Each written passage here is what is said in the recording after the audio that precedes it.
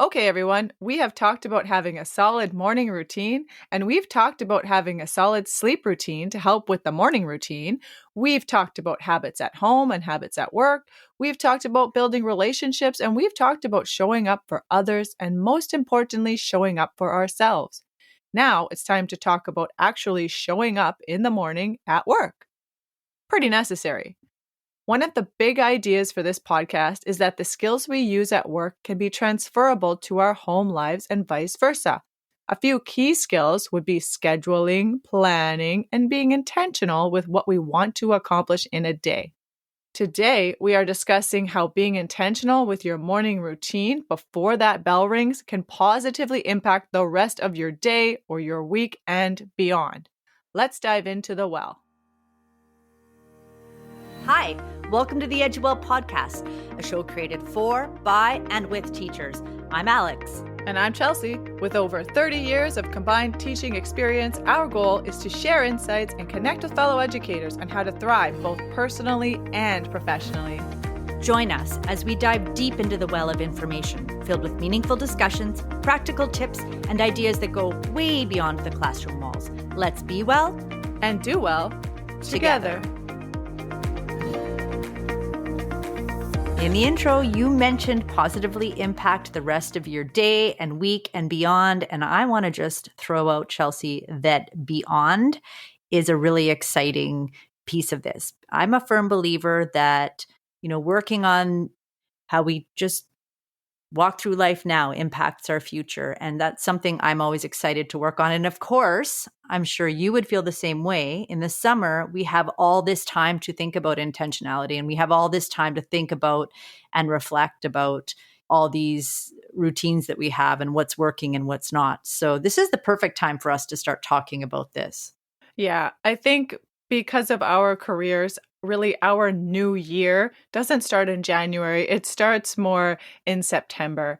And that's really exciting for us because we are refreshed. We're ready to start all of these new things, implement these new habits, even though I am a firm believer in just continuous habits, of course. But there's just that August anticipation, that excitement where you just want to start fresh. So when do we start fresh every day?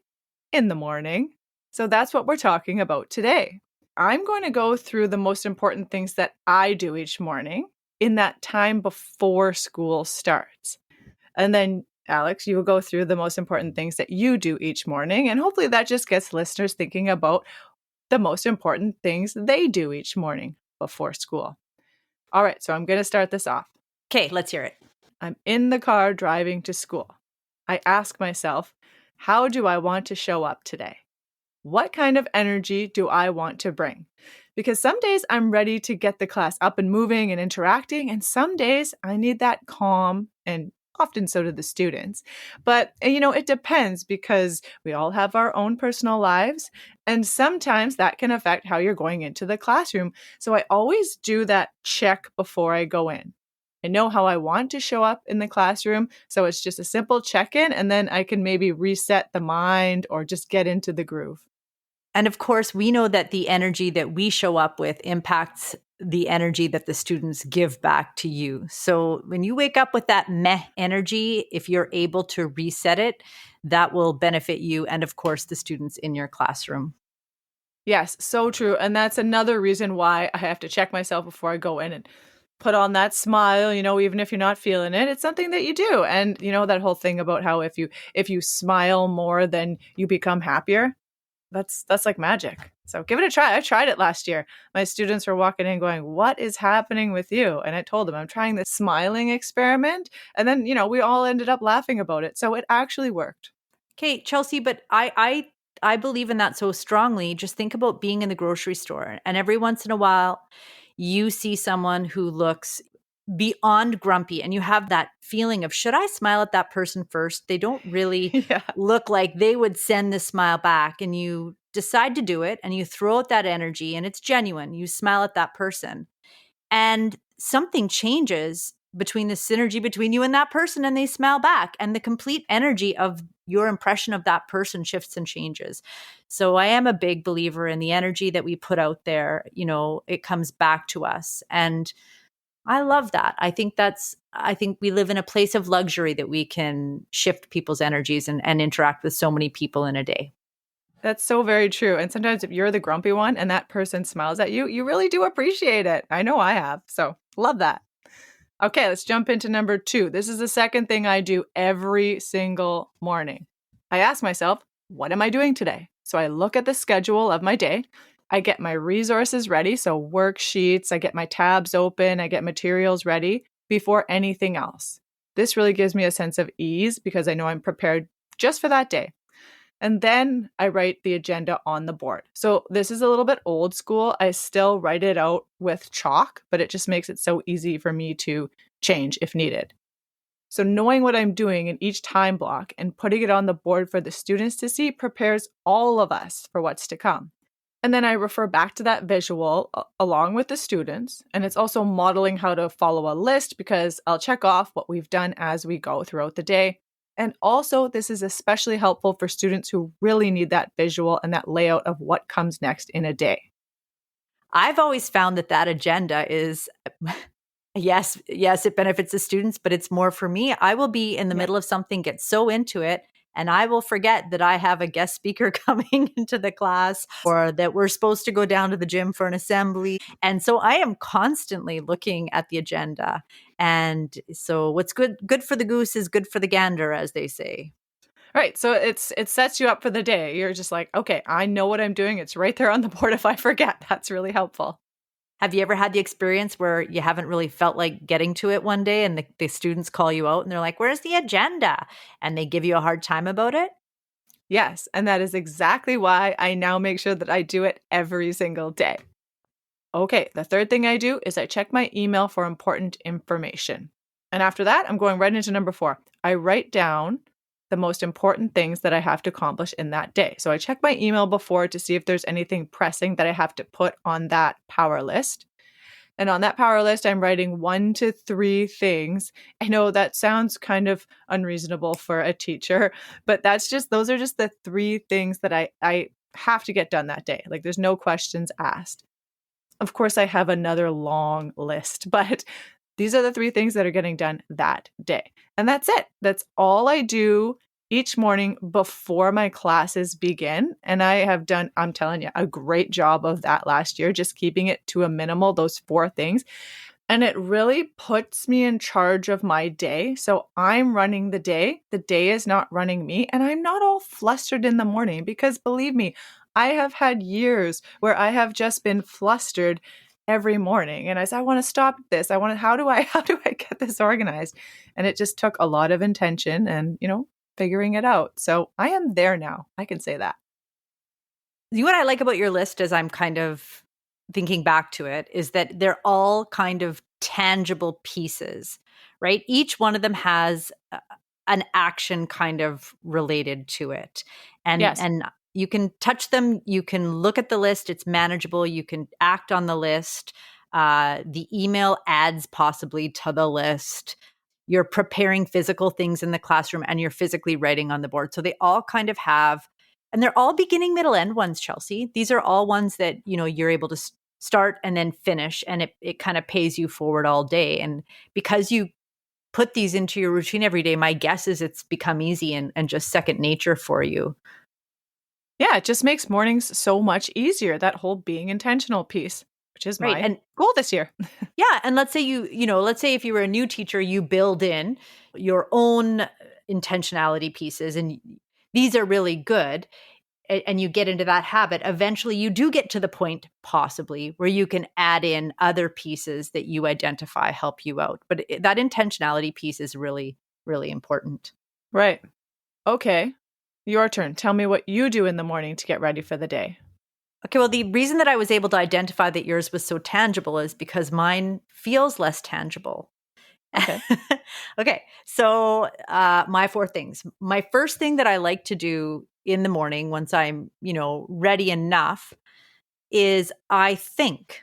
I just kind of sit and I think. And I think if I can remember on my own without looking at my calendar right away what the day is going to look like, how I feel in the morning, about just my sleep and how, just what kind of a mood am I in? And, how am I looking forward to the day? Like, are there things in the day that I'm dreading? Are there ways that I can mitigate that dread or kind of talk myself through it? And I just kind of sit with how I'm feeling for a nice chunk of time. And I try to do that without any intervention, without talking to anyone, because, people can impact your mood. Yeah.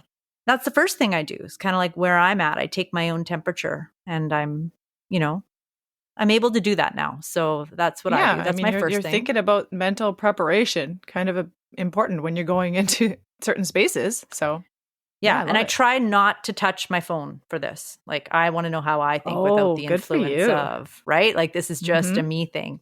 And then I do touch the phone, which is number 2. Okay. Okay. I can place judgment on the idea of using a phone. However, it really is me picking up a newspaper.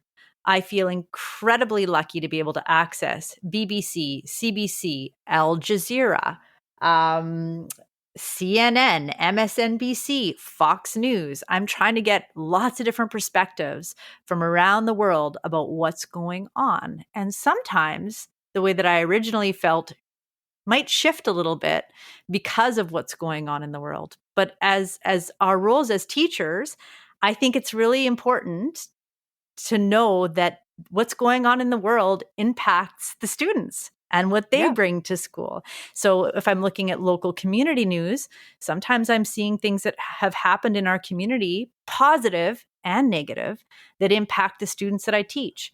And sometimes there's really big, scary things that are going on in the world that really impact our students. And I got a great example of that, Chelsea.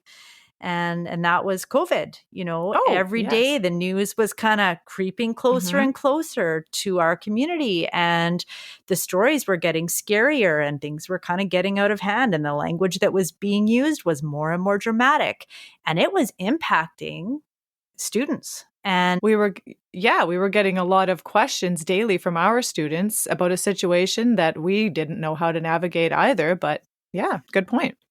yeah, and so being educated from multiple sources, and I like to discern, what I'm going to use and what I'm not, gave me the ability to answer questions in a responsible way while kind of keeping everyone kind of as calm as possible. And so that's the second thing I do. I find out what's going on in the world and how it's going to impact me and how it's going to impact my students. And 3, which is really important for me, is I like to move. I like to move and like explore, is what I'm going to call it. I listen to something that is going to either feed my soul, feed my need for learning, feed my need to chill out, like chill music if I need it. Um, Whatever it is that I'm kind of needing in that day, I listen to it while I walk. So I'm getting moving and getting a little bit of exercise, waking up my body, and I'm learning while I'm doing it, or I'm decompressing while I'm doing it.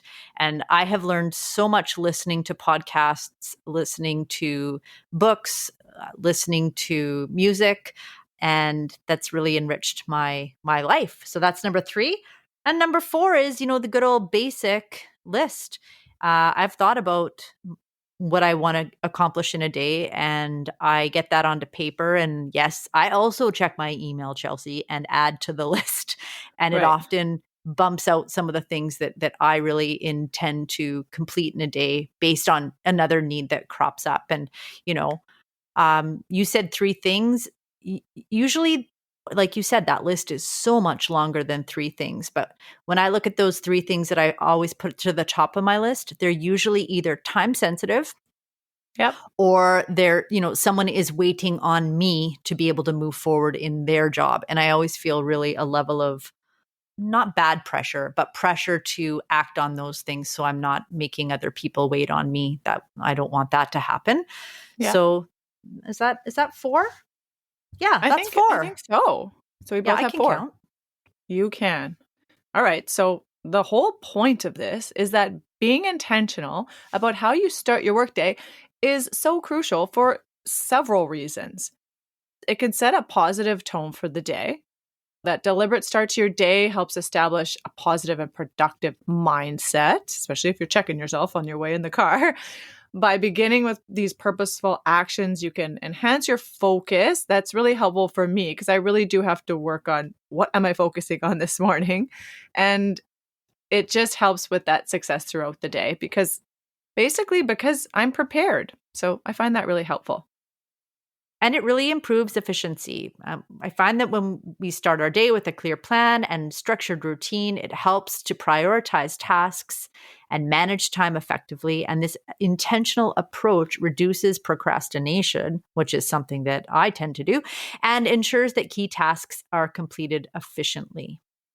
And it reduces stress and last minute rushes, which we're all so familiar with. So that's why being intentional in those minutes or that hour maybe before the bell rings really helps in managing expectations and preparing mentally for the day's challenges. Right. And everybody is going to find their own, things that they do that makes their day smooth. It might be something completely different than any of the ones that we just listed, but being able to find what those are for you and being able to identify what walks you forward in a good way, I think is key to a successful school day, school week, school month, school year. Yes, I can say with confidence that this has truly helped me over the past few years. So I'm moving forward with this. You know what? I bet there are people who do this organically and naturally, probably Oh, since when totally. they were young kids, like just organized, had a good routine. And I'm just going to be really real right now. It's only in the past few years that I've actually figured out A, what works for me, B, how to make it happen. And I very easily, just for clarity here, slide out of my routine and into the flitting around, the Yep. flitting Yep. around. So there are people who this is very redundant to listen to. If I'm really thinking about some of my colleagues, Mm. they don't need this. This is them. This is who they are. But this is not who I am. These types of ideas are things that I've had to personally struggle for many, many, many years to figure out ways to remedy the flit. Yeah. I mean, some of us just have to try a little harder in certain areas, and that's okay. The evolution continues. It is never ending. I'm sure that we'll have to explore this again. Yes, we will. All right. I think it's time for the takeaways. How about you? Yes, I do. And I think we only have one main takeaway for this Oh. episode. Well, let's make it a Oh, singular. I said takeaways. I'll bring it down to a singular. And here's the takeaway: start with purpose. Begin each day by deciding on how you want to show up and what energy you want to bring. This intentional focus helps set a positive tone and prepare you mentally, emotionally, physically for the day's challenges and enhances your overall effectiveness. beautifully said. Okay, everyone, thank you so much for joining us today. We hope you found some useful insights to enhance your morning routine and set a positive tone for your day. If you did, we'd love to hear about it. You can find us on Instagram at eduel_podcast, and you can leave us a comment on what the most important thing is that you do in the morning before that bell rings. Until next time, be well And do well.